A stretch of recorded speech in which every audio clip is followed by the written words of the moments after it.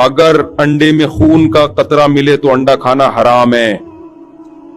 انڈے میں اگر تھوڑا سا بھی بلڈ آ گیا نا تو وہ نجس ہے، پھر اس کو نہیں کھا سکتے آپ. اچھا، ایک بڑا اہم مسئلہ ہے کہ حرام جو مردار ہوتا ہے نا، یا جو نجاست چیز ہے، وہ خود بھی نہیں کھا سکتے، جانور کو بھی نہیں کھلا سکتے.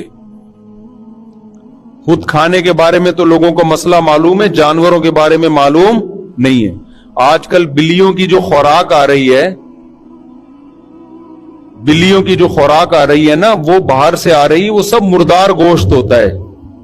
لوگوں نے بلیاں پالی ہوئی ہیں، ان کو وہ فیڈ کھلا رہے ہیں جو باہر سے آ رہی ہے، وہ فیڈ مردار گوشت ہوتا ہے، اس میں کبھی خنزیر کا گوشت ہوتا ہے، کبھی بغیر ذبیحہ.